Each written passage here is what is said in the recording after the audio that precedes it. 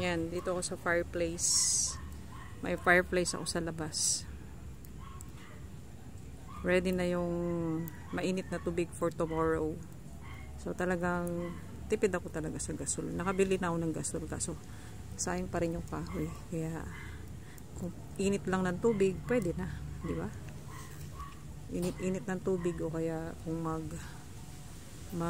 gusto mong magluto ng baka. Yan, good.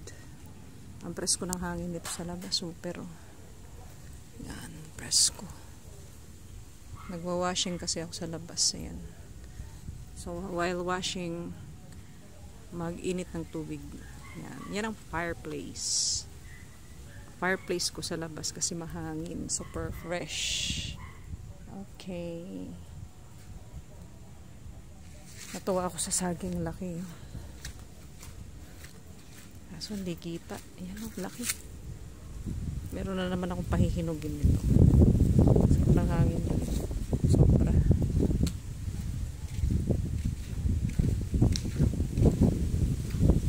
Sumabay sa agos na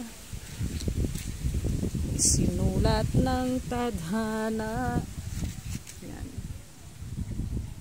Ayos.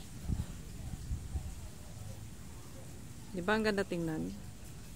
Tapos dito ko sa labas, mahangin, mapresko. Nandito ako sa ilalim ng puno ng mangga, and then puno ng kamyas, and then puno ng lanzones. And then may fireplace. Yan. Ayos.